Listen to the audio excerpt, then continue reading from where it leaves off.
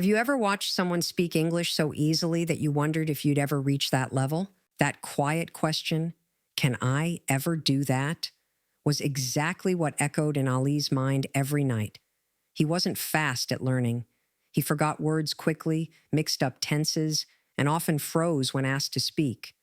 But there was one thing he never forgot: his dream to speak English confidently. Ali worked in a small repair shop. Every customer who spoke English felt like a mountain he couldn't climb. One evening, when business was slow, he picked up an old, worn-out book left on a shelf. Its title read, English in Action. The first page said, "Language moves when you move. Learn verbs and you learn life." He smiled at the words. Maybe that's my starting point, he thought.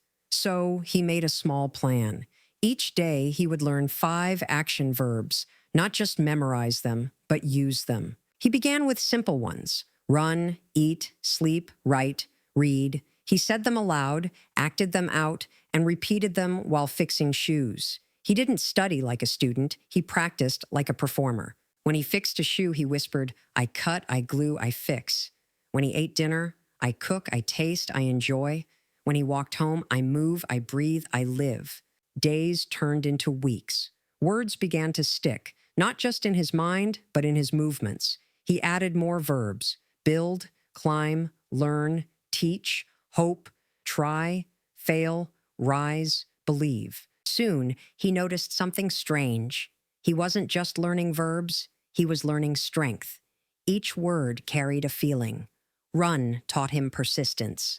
Build reminded him of growth. Try whispered courage. Rise promised a second chance. One day, a tourist entered his shop and asked, "Can you fix this bag?" Ali hesitated, but then said clearly, "Yes, I can fix it. Please wait." The words came slow but sure. The tourist smiled. Ali realized something powerful. Fluency wasn't about perfection. It was about courage to speak, even when your voice trembles. Every verb he learned felt like a small victory. Speak, listen, repeat, remember, forget, and start again. These weren't just English words. They were lessons for life. He began teaching other slow learners from his neighborhood, people who once thought they couldn't learn. Together, they practiced verbs with energy, like actors rehearsing a play. They laughed, made mistakes, and tried again. Ali often reminded them, don't chase fast learning, chase deep learning. If you master 70 action verbs and use them with life, you'll already speak more than half the language of the world.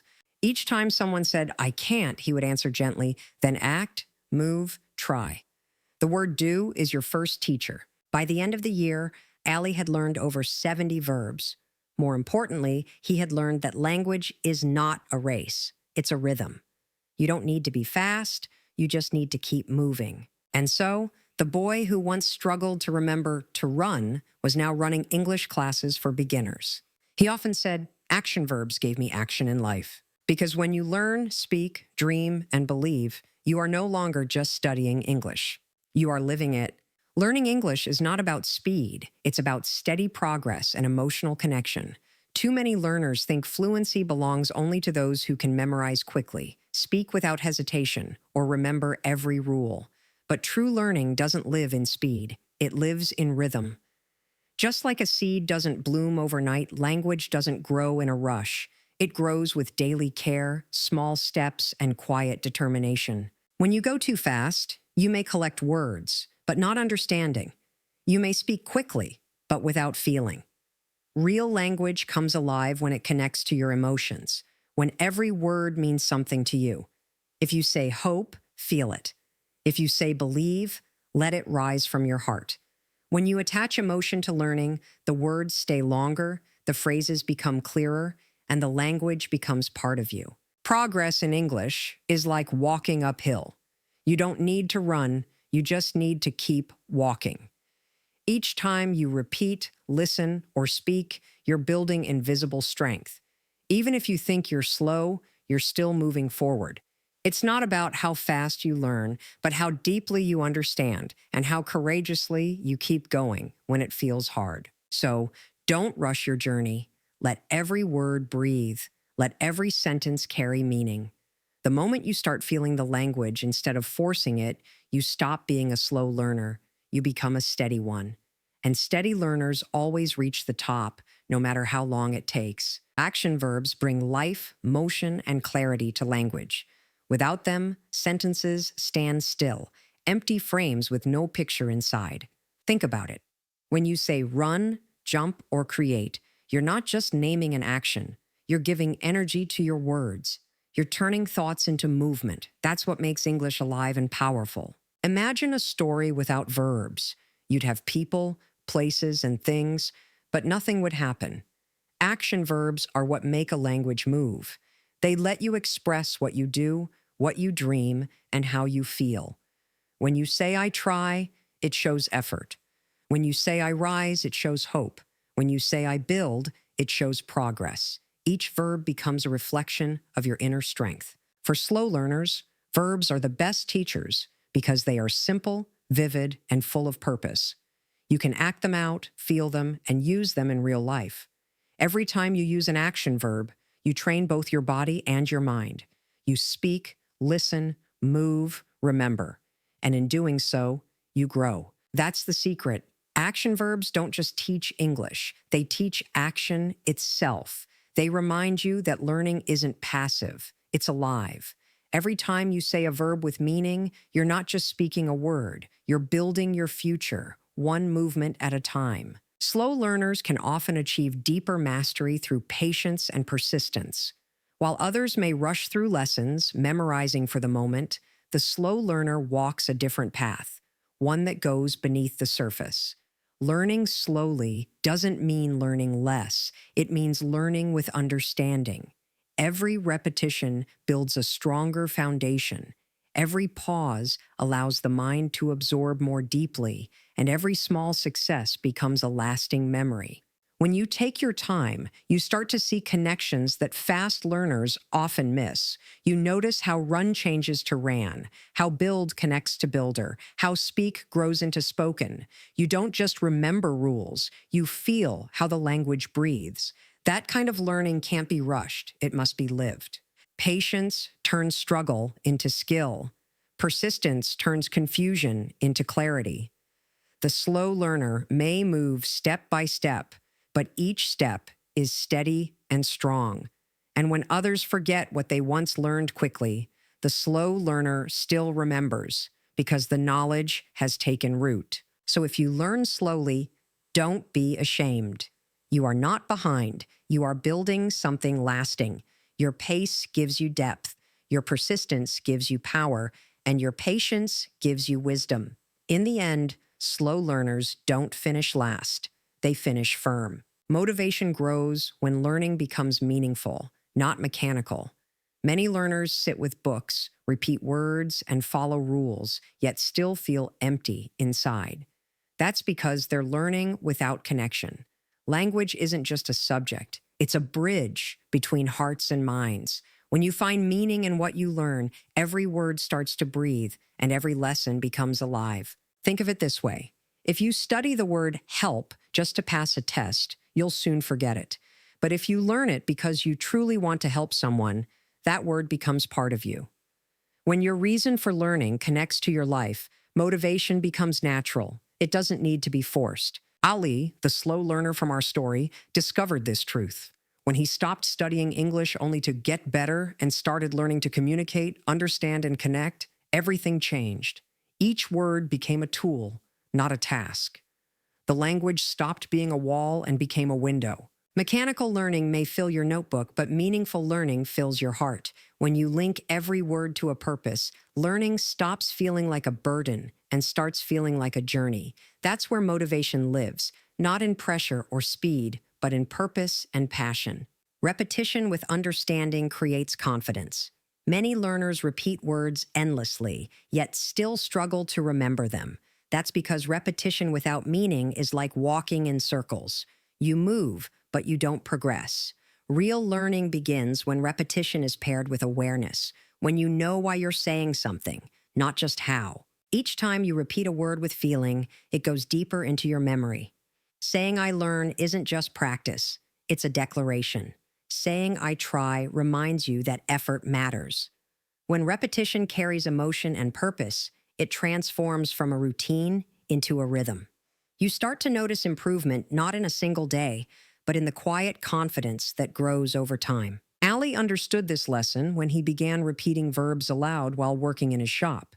He didn't just say, fix, fix, fix, like a robot. He said it while fixing shoes, seeing the action and feeling the meaning. That's why he remembered it. Each repetition became an experience, not an exercise. Confidence doesn't appear suddenly. It builds slowly, layer by layer, through meaningful repetition. When your practice is alive with purpose, every word you repeat becomes a brick in the wall of fluency. And one day, without realizing it, you'll stand tall behind that wall, speaking clearly, confidently, and with heart. Small daily actions lead to powerful transformation. It's easy to believe that only big efforts bring big results, but in truth, progress is built on the quiet strength of small habits. Learning English, or anything in life, doesn't happen in giant leaps. It happens in tiny, consistent steps. Reading one paragraph, learning one new verb, or speaking one small sentence a day may seem like nothing at first, but those little moments create the rhythm of growth. Ali didn't spend hours buried in books. He spent a few minutes each day practicing verbs while working, eating, or walking. Those minutes became hours, and those hours became confidence. His progress wasn't dramatic. It was steady. Like drops filling a jar, his small efforts slowly built something full and strong. When you do something small every day, you send a message to yourself. I am moving forward. Even on days when motivation fades, your actions whisper, keep going. Over time, those quiet steps add up to visible change. Transformation never arrives all at once. It sneaks up on you. One word remembered, one sentence spoken, one mistake overcome.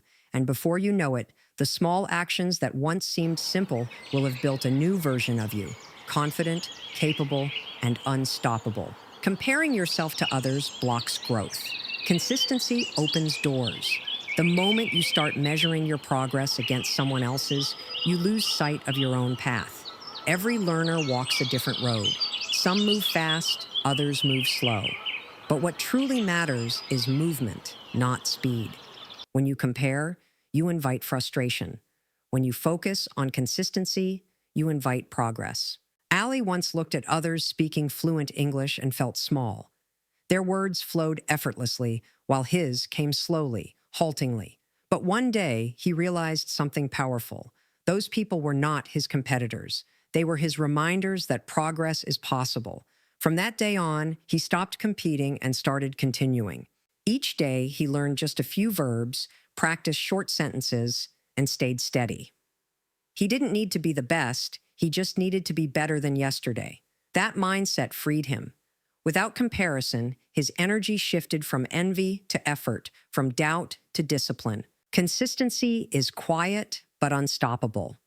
It doesn't shout for attention, it builds strength in silence. If you keep showing up, even when no one notices, you will grow.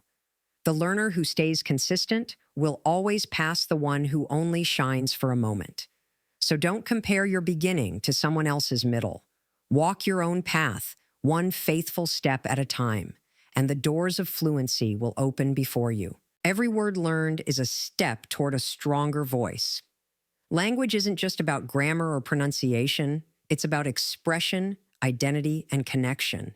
Each new word you master gives you another way to share your thoughts, emotions, and dreams with the world. It's like adding new colors to your personal palette. The more you learn, the more vividly you can paint your ideas. For Ali, every action verb became more than a word. It became a piece of confidence. When he learned speak, he began to believe he could share his thoughts. When he learned try, he found courage. When he learned rise, he found hope. Every single word expanded not only his vocabulary, but also his self-belief. Many learners underestimate the power of small progress. They think one word doesn't matter, but one word can start a conversation, one phrase can build a friendship, and one sentence can change how you see yourself.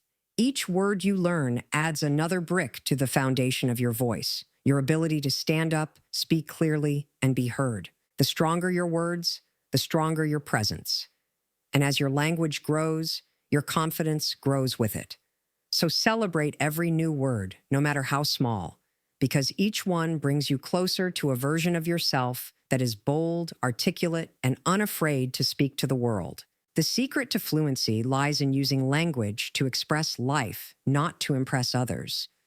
Many learners chase perfect grammar, flawless accents, and complex words, believing that's what makes them fluent.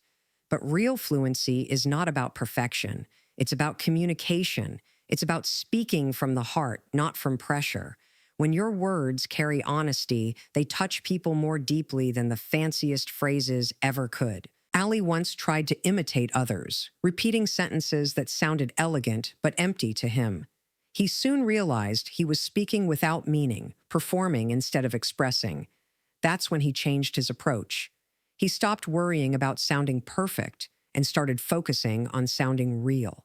When he talked about his work, his dreams, and his struggles in simple English, people listened, not because his grammar was flawless, but because his words were true. Fluency is not a show.